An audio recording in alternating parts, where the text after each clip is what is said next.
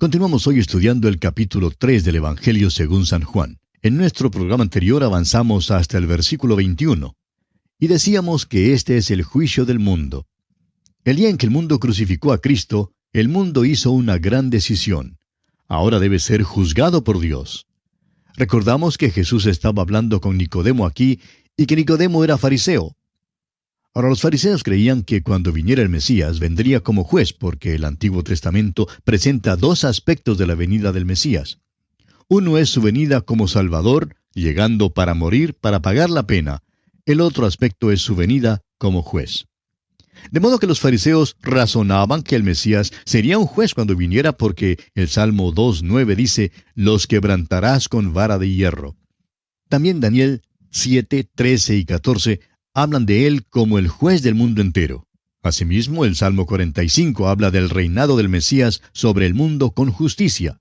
Y el profeta Isaías en el capítulo 11, versículos 3 al 5, dice que juzgará con justicia y que será la justicia cinto de sus lomos.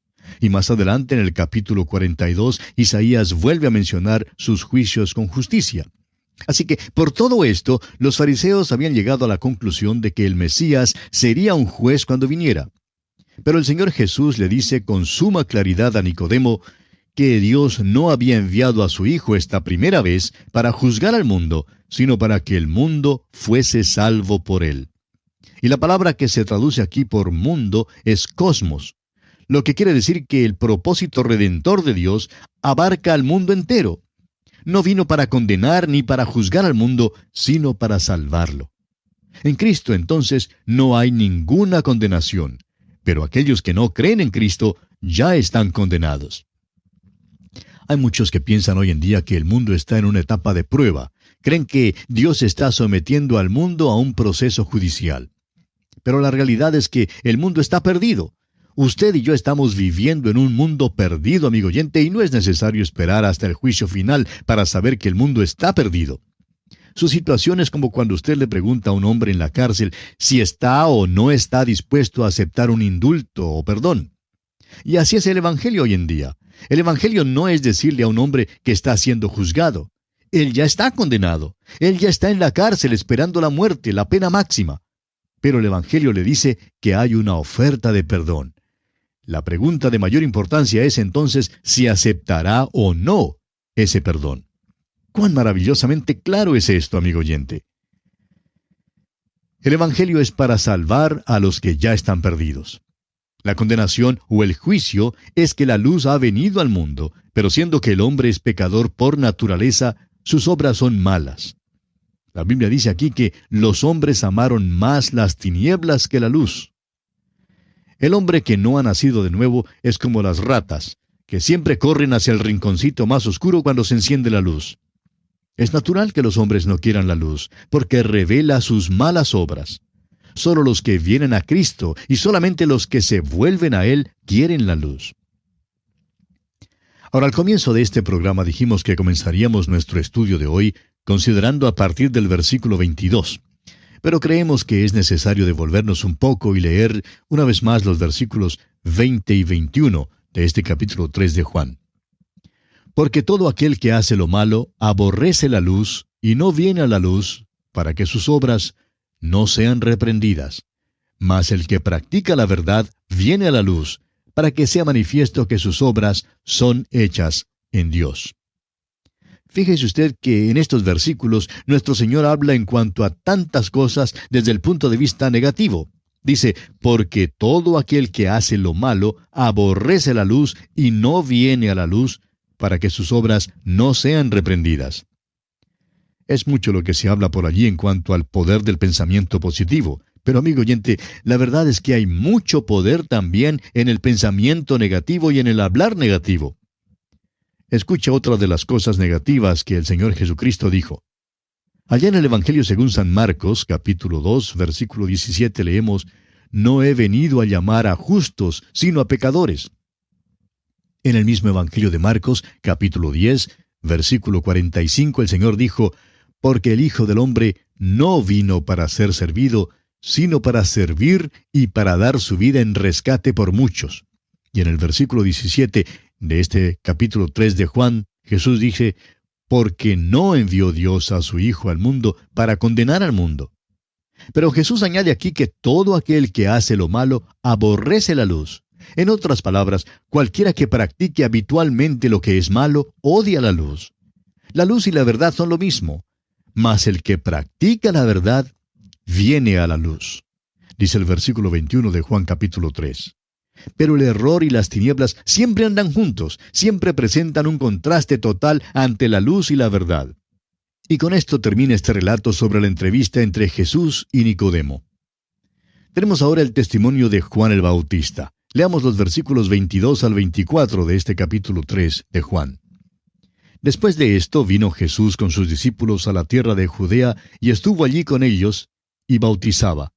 Juan bautizaba también en Enón, junto a Salim, porque había allí muchas aguas, y venían y eran bautizados, porque Juan no había sido aún encarcelado.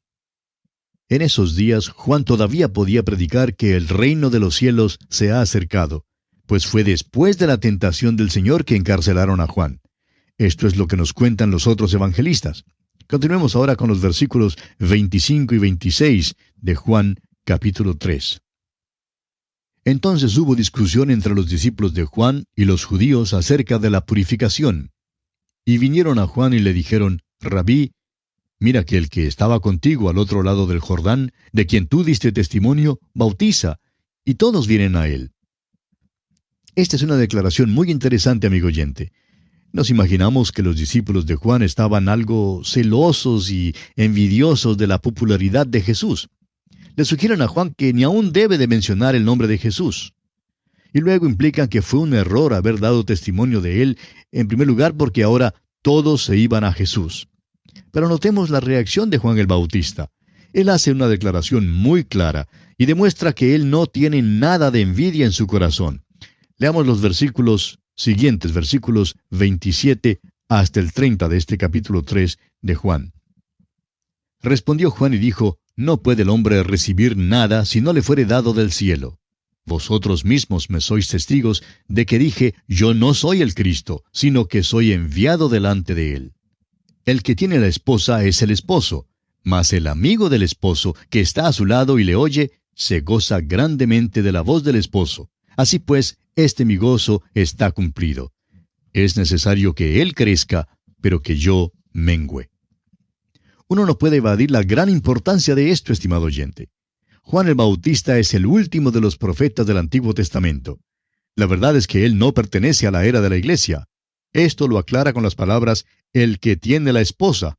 Ahora, ¿quién es la esposa? La iglesia. El que tiene la esposa es el esposo, dice Juan. Entonces, ¿quién es Juan? Él es el amigo del esposo. Es verdad que él estará presente en la cena de las bodas del Cordero, pero él no forma parte de la iglesia. Es el último de los profetas del Antiguo Testamento y camina desde las páginas del Antiguo Testamento y llega hasta el Nuevo Testamento anunciando la venida del Mesías. Juan pues responde en el versículo 27, no puede el hombre recibir nada si no le fuere dado del cielo. Esta verdad se repite muchas veces en las Escrituras. El Señor Jesús mismo dijo allá en el capítulo 6 de este Evangelio de Juan, versículo 65, ninguno puede venir a mí si no le fuere dado del Padre. ¡Cuán grandes son estas declaraciones, amigo oyente! Y luego Juan dice que es necesario que Jesús crezca, pero que Él mengüe. Su ministerio ahora viene llegando a su fin. Leamos los versículos 31 al 36 de este capítulo 3 de Juan. El que de arriba viene es sobre todos. El que es de la tierra es terrenal y cosas terrenales habla. El que viene del cielo es sobre todos. Y lo que vio y oyó, esto testifica, y nadie recibe su testimonio. El que recibe su testimonio, éste atestigua que Dios es veraz. Porque el que Dios envió, las palabras de Dios habla, pues Dios no da el Espíritu por medida. El Padre ama al Hijo y todas las cosas ha entregado en su mano. El que cree en el Hijo tiene vida eterna, pero el que rehúsa creer en el Hijo no verá la vida, sino que la ira de Dios está sobre él. Juan pone muy en claro que el Señor Jesucristo es superior y da este maravilloso testimonio en cuanto al Señor Jesucristo. El que cree en el Hijo tiene vida eterna. La tiene ahora mismo. Estimado oyente, esto no se puede expresar en forma más clara. Juan el Bautista predicó el Evangelio como usted bien lo puede ver. Proclamó que los hombres están perdidos sin Cristo, pero que pueden tener vida eterna por la fe en Cristo. ¿Qué testimonio tenía este hombre? ¿Qué testimonio tan grande para el Señor Jesucristo? Y bien, así concluye nuestro estudio del capítulo 3 del Evangelio según San Juan. Llegamos ahora al capítulo 4. Este capítulo narra uno de los incidentes más importantes en la vida del Señor Jesucristo: su encuentro con la mujer samaritana. Comencemos pues leyendo los primeros 3 versículos de este capítulo 4 de Juan. Cuando pues el Señor entendió que los fariseos habían oído decir: Jesús hace y bautiza más discípulos que Juan, aunque Jesús no bautizaba, sino sus discípulos, salió de Judea y se fue otra vez a Galilea. Al parecer, esto sucedió inmediatamente después del encuentro entre Jesús y Juan el Bautista en el capítulo 3.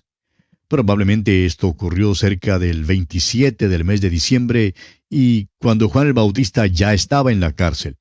Creemos que cuando Juan fue encarcelado, Jesús salió de Judea y regresó a Galilea. Ahora, ¿por qué salió de Judea? Bueno, no quería precipitar de antemano una crisis. Es que el Señor Jesús estaba andando según un horario.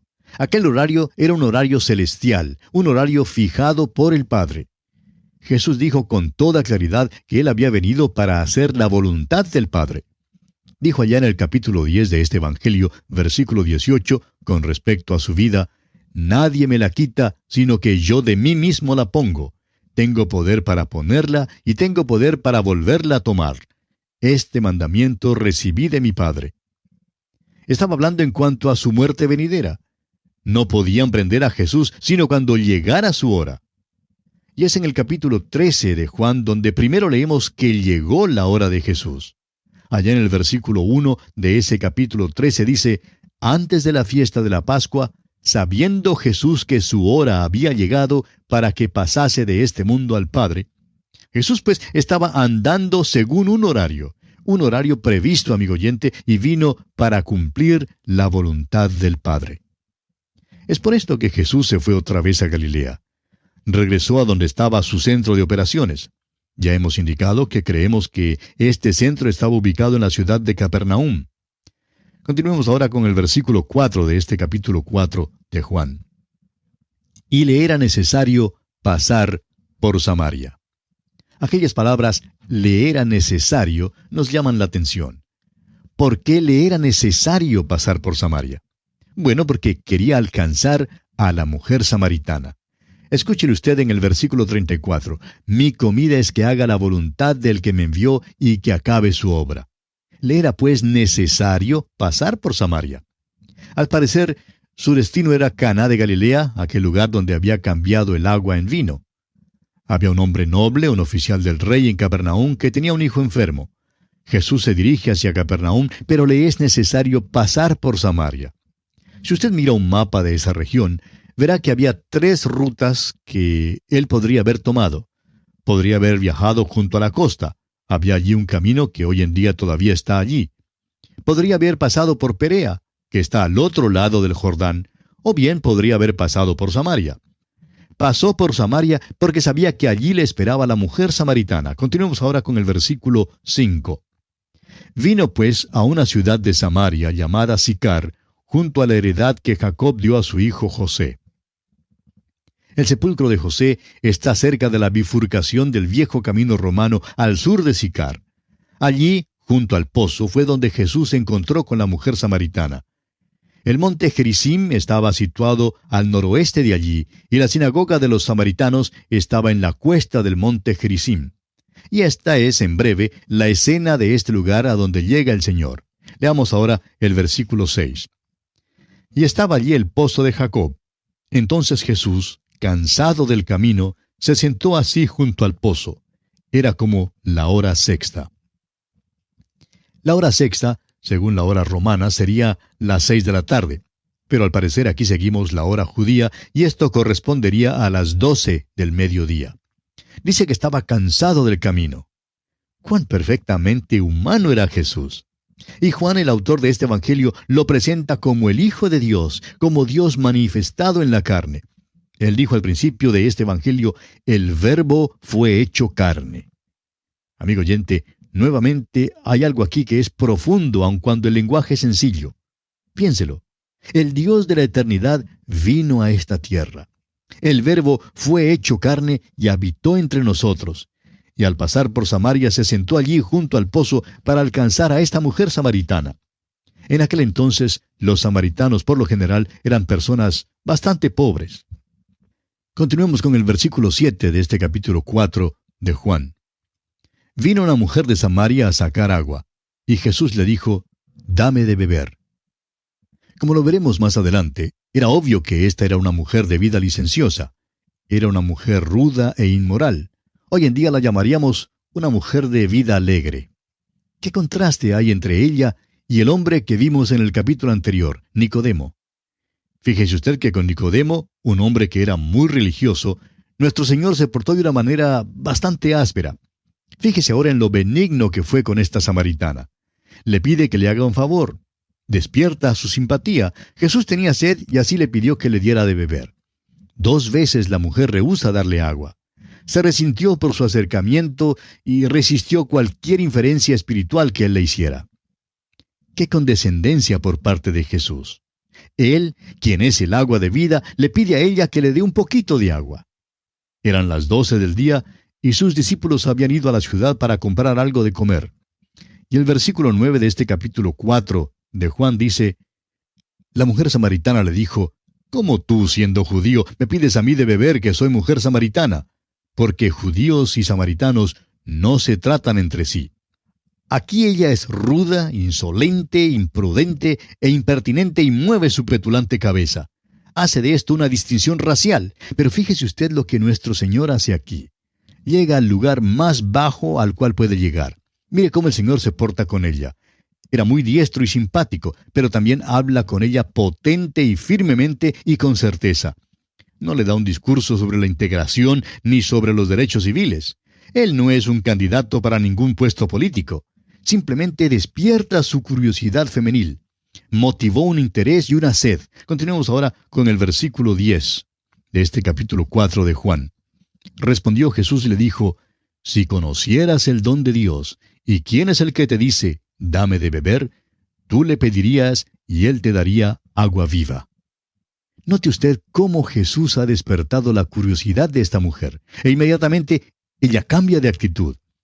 Leamos los versículos 11 y 12. La mujer le dijo, «Señor, no tienes con qué sacarla y el pozo es hondo. ¿De dónde pues tienes el agua viva?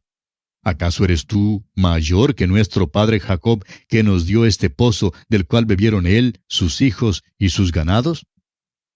La mujer ahora lo llama Señor, cosa que antes había omitido. Hasta ahora ella había sido imprudente y descortés, pero ahora hay una diferencia.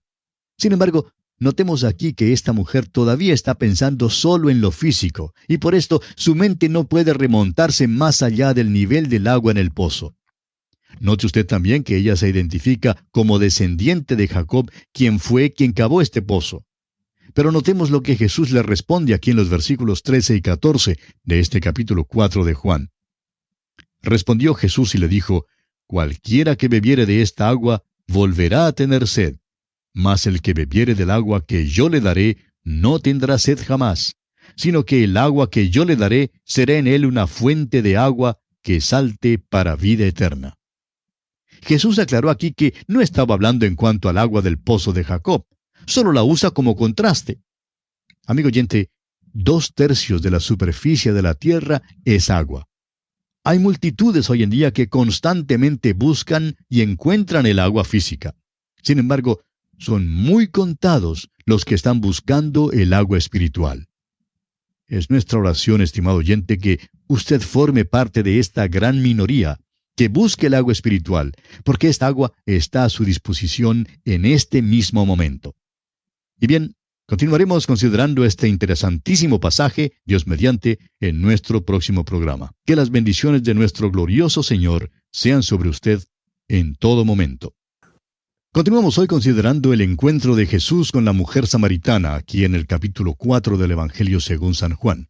Y decíamos en nuestro programa anterior que esta mujer, que hasta ahora se había mostrado imprudente y descortés, había tenido un cambio de actitud. Se mostraba ahora más receptiva. Sin embargo, notamos que ella todavía estaba pensando solamente en lo físico y por eso no podía remontarse más allá del nivel del agua del pozo al cual había ido para sacar agua. Dijimos también que ella se había identificado como descendiente de Jacob, quien había cavado ese pozo. Y vimos que Jesús en su respuesta le aclaró que él no estaba hablando en cuanto al agua del pozo de Jacob, solo la estaba usando como contraste. Señalamos además que 2/3 de la superficie de la tierra es agua, y hay multitudes hoy en día que constantemente buscan y encuentran el agua física. Sin embargo, son muy contados los que están buscando el agua espiritual. Pero notemos ahora que Jesús ha despertado un deseo por esta agua espiritual en el corazón de esta mujer. Leamos entonces el versículo 15 de este capítulo 4 de Juan.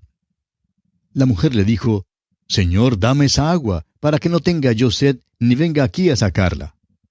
Ella tiene sed del agua espiritual, pero le es muy difícil apartar su pensamiento del agua de ese pozo. Ahora el versículo 16 dice: Jesús le dijo: Ve, llama a tu marido, y ven acá. Esta es una pincelada maestra de Jesús. El agua está a la disposición de todos, pero hay una condición. Se precisa tener sed, es decir, debe haber una necesidad. Ella por eso ahora debe reconocer que es pecadora. Ve, llama a tu marido, le dice él. Es una frase que en este caso es quisquillosa, pues ella había tenido 5 maridos, pero ahora no tenía ninguno. El hombre con el cual vivía con ella en adulterio. Nuestro Señor insiste en que cuando usted, amigo oyente, viene a Él, tiene que reconocer y confesar su pecado. Todos los secretos tienen que ser descubiertos delante de Él. Pero notemos ahora que la mujer nuevamente se pone impertinente. Leamos los versículos 17 y 18. Respondió la mujer y dijo: No tengo marido. Jesús le dijo: Bien has dicho, no tengo marido, porque 5 maridos has tenido, y el que ahora tienes no es tu marido. Esto has dicho con verdad. Ella tenía razón en cuanto a eso. Vivía en adulterio. Aquí tenemos pues una pecadora. Uno de los motivos por el cual ella no era tan popular con las mujeres del pueblo era porque era demasiado popular con los hombres del pueblo. La mujer está pues conmovida con lo que Jesús le ha dicho, pero parece que ella quiere cambiar de tema y entrar entonces en un argumento religioso. Note usted lo que dice aquí en el versículo 19 y el versículo 20. Le dijo la mujer: Señor, me parece que tú eres profeta. Nuestros padres adoraron en este monte, y vosotros decís que en Jerusalén es el lugar donde se debe adorar. Ahora esto sí que se prestaría para un buen argumento religioso. ¿A dónde va usted para adorar? ¿Adora en este monte o en Jerusalén? En aquel entonces esto causaba muchos argumentos. Hoy en día hay muchas personas que quieren arguir en cuanto a la religión, pero no quieren vivirla. Estamos persuadidos que la mayor parte de la superficialidad que se halla en las iglesias está allí porque hay un encubrimiento de pecado. Creemos que en nuestras iglesias hay mucha hipocresía. Hay una avenencia con la maldad y una negativa de oponerse al pecado. Es fácil predicar en cuanto al pecado que los moabitas cometieron hace unos 4,000 años. Pero ¿qué de nuestros propios pecados hoy en día, amigo oyente? Fue el hermano de Henry Ward Beecher quien dijo: Me gusta el sermón donde un solo hombre es el predicador y un solo hombre se halla en la congregación, y cuando el predicador dice: tú eres aquel hombre, no hay ninguna equivocación en cuanto a quién está hablando. Hay muchos predicadores hoy en día que tienen miedo de predicar en cuanto a los pecados de los hermanos. Hace algunos años, un predicador estaba hablando en una conferencia familiar y daba una serie de estudios sobre los primeros 8 capítulos de la epístola a los romanos. De costumbre no se usa esto entre creyentes porque Pablo trata el pecado. Y en el principio el predicador sintió que había cierto resentimiento de parte de los hermanos. Pero 2 o 3 días después de comenzar el estudio, el Espíritu Santo empezó a abrir los corazones duros. Un señor que parecía ser el santo más pomposo y piadoso, vino donde estaba el predicador y quiso confesar sus pecados. El predicador le dijo que no se los confesara a él, sino que fuera al gran sumo sacerdote, al Señor Jesús. Él le escucharía, y cuando confesara su pecado, sería perdonado. ¿Y qué cambio se realizó en la vida de este hombre? En esa misma conferencia, otros 2 predicadores vinieron a ver a este evangelista en privado y le dijeron: ¿predica usted de esa manera en su iglesia? A lo cual el evangelista respondió que sí.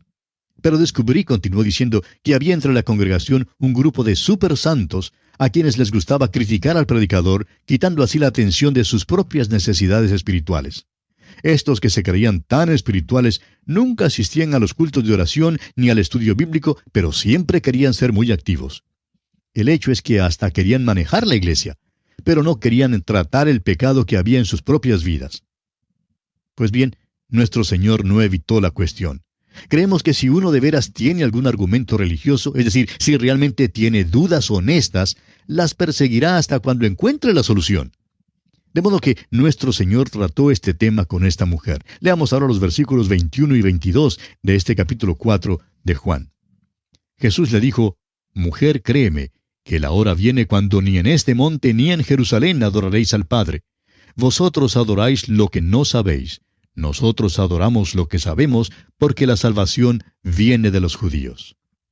Para esta mujer lo importante era si debía adorar a Dios en este monte donde los samaritanos le adoraban, o si debía ir a adorarle a Jerusalén donde lo hacían los judíos. Y Jesús le dijo que vendría el día cuando Dios no sería adorado en ninguno de los dos lugares. ¿Por qué? Bueno, porque la salvación viene de los judíos. Nuestro Señor Jesucristo era judío. Hasta esta mujer junto al pozo le había llamado judío. Continuemos ahora con los versículos 23 y 24.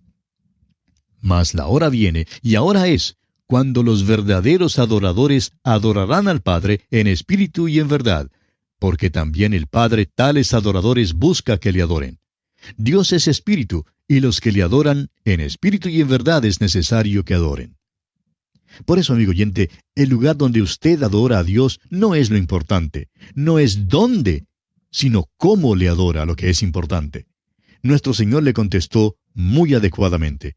Dios es espíritu, y no es necesario que uno corra a este o aquel lugar. Los que le adoran de verdad deben adorarle en espíritu y en verdad. Ahora el versículo 25 dice, le dijo la mujer, sea que ha de venir el Mesías, llamado el Cristo. Cuando Él venga, nos declarará todas las cosas. Aún los samaritanos esperaban la venida del Mesías. Y esto es algo muy interesante. Hoy en día, la segunda venida de Cristo es esperada y anhelada por aquellos que son de Él. Hay ciertos miembros de iglesias, los cuales no son creyentes en verdad, que tienen un presentimiento de que pueda venir Jesucristo. Dicen que no creen en su segunda venida, pero la posibilidad de que Jesucristo pronto vuelva es algo que constantemente les perturba. Hace muchos años, un ateo en Londres hizo la declaración de que la cosa que más le perturbaba era que la Biblia pudiera ser verdad y que Jesús pudiera venir otra vez. Si viniera, este hombre se daba cuenta de que se hallaría en un gran apuro. Y amigo oyente, es muy cierto que se hallaría en muchos apuros. Notemos ahora que esta mujer samaritana tiene un interés profundo y un anhelo ávido en su corazón. Los versículos 25 y 26 dicen, le dijo la mujer, sé que ha de venir el Mesías, llamado el Cristo. Cuando Él venga, nos declarará todas las cosas. Jesús le dijo, yo soy el que habla contigo. ¡Cuán majestuosa y sublime es esta declaración, amigo oyente! Esta mujer ahora se halla cara a cara con el Salvador del mundo y con el Mesías. Amigo oyente, la pregunta que nos gustaría hacerle a usted hoy en día, no importa dónde esté ni quién sea o cómo esté, es esta. ¿Se ha hallado usted alguna vez cara a cara con el Señor Jesucristo? Amigo oyente, esta mujer se halló en su presencia. Yo soy el que habla contigo, le respondió el Señor Jesús. Y continuemos con los versículos 27 al 30. En esto vinieron sus discípulos y se maravillaron de que hablaba con una mujer. Sin embargo, ninguno dijo, ¿qué preguntas? ¿O qué hablas con ella? Entonces la mujer dejó su cántaro y fue a la ciudad y dijo a los hombres, venid, ved a un hombre que me ha dicho todo cuanto he hecho. ¿No será este el Cristo? Entonces salieron de la ciudad y vinieron a él. Esta mujer había aceptado como Salvador y Mesías al Señor Jesús por fe, y ahora corre a la ciudad para contárselo a otros. Fíjese usted que no habló con las mujeres porque no se hablaban. Algunos de esos hombres tenían tratos con ella, y tenían mucho interés en saber si este Jesús de quien ella hablaba podía de veras contar todo lo que ella había hecho. Por tanto, aquí tiene usted lo que sucedió. En el versículo 30 dice, entonces salieron de la ciudad y vinieron a él. Los hombres vinieron a causa del testimonio de la mujer, y es muy importante que veamos eso. El hecho de que la mujer testificó a otros es evidencia de su fe. Continuemos con los versículos 31 al 34. Entretanto, los discípulos le rogaban diciendo, Rabí, come. Él les dijo, yo tengo una comida que comer que vosotros no sabéis. Entonces los discípulos decían unos a otros, ¿le habrá traído alguien de comer? Jesús les dijo, mi comida es que haga la voluntad del que me envió y que acabe su obra. El motivo para que Jesús pasara por Samaria fue para que hiciera la voluntad del Padre, fue para alcanzar a esta mujer. En los versículos 35 al 38, el Señor continúa hablando y dice, ¿no decís vosotros, aún faltan 4 meses para que llegue la siega? He aquí os digo, alzad vuestros ojos y mirad los campos, porque ya están blancos para la siega. Y el que siega recibe salario, y recoge fruto para vida eterna, para que el que siembra goce juntamente con el que siega. Porque en esto es verdadero el dicho, uno es el que siembra y otro es el que siega.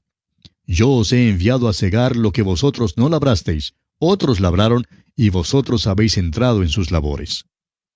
Recuerde usted que esto tuvo lugar allá en el mes de diciembre. El tiempo de la siega en esa región sería en el mes de abril. Creemos que en esta edad en que vivimos hoy en día, nuestro trabajo es el de sembrar. Por medio de la radio tratamos de sembrar la palabra de Dios. Creemos que las iglesias y las diferentes organizaciones cristianas locales son las que segarán, y esperamos que esto sea verdad, que muchos testifiquen de esto. Un pastor dijo una vez que a causa de los mensajes radiales, ha recibido en su iglesia más de 100 miembros. Estamos alcanzando a muchísimas personas que desean saber a dónde ir para ser instruidas en la palabra de Dios. Los pastores dicen que muchas personas han escuchado la transmisión del mensaje del Evangelio y luego se han dado cuenta de que deseaban más de la palabra de Dios. Por tanto, se asociaron con una iglesia donde se enseña la palabra de Dios. Bien, continuemos ahora con el versículo 39 de este capítulo 4 de Juan. Y muchos de los samaritanos de aquella ciudad creyeron en él por la palabra de la mujer que daba testimonio diciendo, me dijo todo lo que he hecho. Muchos fueron alcanzados en Samaria, a través de esta mujer que tenía un pasado de dudosa moralidad. ¿No es esta una declaración conmovedora? Continuemos ahora con los versículos 40 al 42. Entonces vinieron los samaritanos a él y le rogaron que se quedase con ellos, y se quedó allí 2 días. Y creyeron muchos más por la palabra de él, y decían a la mujer, ya no creemos solamente por tu dicho, porque nosotros mismos hemos oído y sabemos que verdaderamente este es el Salvador del mundo, el Cristo. ¡Qué cosa más maravillosa tenemos aquí! Ahora vienen al agua viva y beben de él. La única condición era la de tener sed. Amigo oyente, usted nunca sabrá que tiene sed sino hasta cuando sepa que es pecador. El profeta Isaías dice en el capítulo 55, versículo 1 de su profecía, a todos los sedientos, venid a las aguas. Y en el capítulo 7 de este Evangelio de Juan, versículo 37, leemos, si alguno tiene sed, venga a mí y beba. Usted recordará que el Señor Jesús se paró en el templo y alzando la voz dio esta invitación. La condición entonces es tener sed. Pues bien, en este caso fueron muchos los samaritanos que vinieron a él y bebieron. Hoy en día encontramos situaciones similares a este testimonio de la mujer samaritana. Son muchos los que llegan a conocer a Cristo por medio de la influencia de otros. El hecho es que el efecto que tiene una vida sobre otras vidas, el impacto de una personalidad sobre otra, es lo que muchas veces causa que una persona conozca a Cristo. Pero nuestra fe tiene que mantenerse en algo que sea más sólido, más seguro que simplemente una persona humana. Un joven puede tener padres extraordinarios, y por medio de la influencia de sus padres puede llegar a conocer a Cristo y vivir según la luz de aquellos padres. Pero si este joven no tiene ningún contacto personal con Cristo mismo, entonces más tarde lo veremos tropezando y cayendo cuando ya no tenga la influencia de sus padres. Y esto ha ocurrido repetidas veces. Es cosa maravillosa ejercer una influencia sobre otro para Cristo. Pero no deje, amigo oyente, que las cosas se queden allí. Asegúrese que el individuo tenga su propio contacto y relación personal con Jesucristo. Vemos que esto fue lo que sucedió con aquellos samaritanos. Y hoy en día esto es también de mucha importancia para los padres que son creyentes en Cristo. Y así termina el encuentro de Jesús con la mujer samaritana. Y llegamos ahora al caso en que Jesús sana al hijo de un noble. Leamos los versículos 43 al 46 de este capítulo 4 del Evangelio según San Juan. 2 días después, salió de allí y fue a Galilea. Porque Jesús mismo dio testimonio de que el profeta no tiene honra en su propia tierra. Cuando vino a Galilea, los galileos le recibieron, habiendo visto todas las cosas que había hecho en Jerusalén, en la fiesta, porque también ellos habían ido a la fiesta. Vino pues Jesús otra vez a Caná de Galilea, donde había convertido el agua en vino. Y había en Capernaum un oficial del rey, cuyo hijo estaba enfermo. Fíjese usted que Juan nuevamente presenta los datos geográficos al narrar este incidente. Jesús sale de Samaria y va a Galilea, y algunos galileos creen en él porque le habían visto en la fiesta y habían observado las cosas que él había hecho. Va a Caná de Galilea porque allí hay un noble. Sin embargo, el noble tiene un hijo que está en Capernaum. Ahora el versículo 47 dice, cuando oyó que Jesús había llegado de Judea a Galilea, vino a él y le rogó que descendiese y sanase a su hijo, que estaba a punto de morir. Aquí tenemos a un padre que ejerció fe a favor de su hijo, y esto ilustra lo que acabamos de decir. Asegúrese, amigo oyente, de que su propio hijo tenga un contacto personal con Jesucristo. Lo esencial habría sido que el padre trajera a su hijo a Cristo. Creemos que tenemos el derecho de esperar que nuestros seres amados lleguen a Cristo. Debemos ejercer nuestra propia influencia sobre las vidas de otros. Creemos que usted, amigo oyente, tiene que servir de buen testimonio ante sus seres amados y tiene que manifestar en su propia vida que tiene una fe viva en Cristo y que ésta es práctica. Un día, un miembro de una iglesia vino a visitar a su pastor. Desafortunadamente, aunque este caballero era oficial de la iglesia, su vida no era muy buena. Él le pidió al pastor que orara por la salvación de su hijo. Su hijo había huido de la casa, y la verdad es que realmente no se podía culpar al hijo por lo que había hecho. Además, este padre le pidió al pastor que hablara también con el muchacho. Pero el pastor le dijo con toda franqueza que él no podría hablar con el muchacho. Le dijo, hermano, usted ha criticado tanto al pastor, que ahora el hijo suyo me tiene en poco.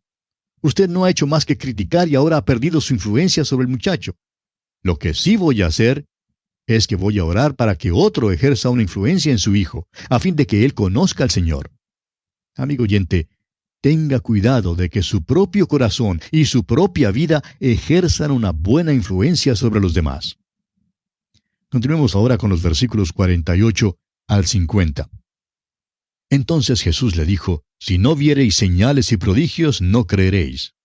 El oficial del rey le dijo, Señor, desciende antes que mi hijo muera. Jesús le dijo, ve, tu hijo vive.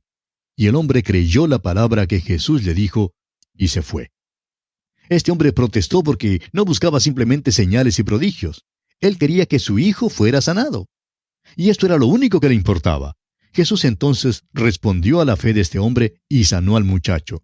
Y eso es maravilloso, amigo oyente. Pero es una lástima que este padre no trajera a su hijo a la presencia de Cristo, pues esto era lo que realmente importaba. Vemos que la mujer samaritana, que había sido la mujer mala, trajo a los hombres y éstos se encontraron cara a cara con el Señor Jesucristo. Le es posible a usted, amigo oyente, tener influencia sobre otros, y es posible que otros tengan influencia sobre usted. Creemos que todo el mundo puede alcanzar a alguien, a ese que está fuera del alcance del predicador. El hecho es que nadie puede alcanzar a ese individuo, sino solo usted. Usted, amigo oyente, es quien tiene influencia sobre ese individuo. Cerciórese entonces de que la ejerza oportunamente. Y ahora los versículos finales, versículos 51 al 54, dicen, cuando ya él descendía, sus siervos salieron a recibirle y le dieron nuevas diciendo, tu hijo vive. Entonces él les preguntó a qué hora había comenzado a estar mejor. Y le dijeron, ayer a las 7 le dejó la fiebre. El padre entonces entendió que aquella era la hora en que Jesús le había dicho, tu hijo vive, y creyó él con toda su casa. Esta segunda señal hizo Jesús cuando fue de Judea a Galilea. Es difícil estar exactamente seguro de la hora que Juan usa. Según la hora romana, esto habría sido alrededor de las 7 de la noche. El padre esperaba que toda su casa conociera a Cristo. Cada uno tendría que ejercer una fe personal, pero este hombre había ejercido su influencia en ellos para Cristo.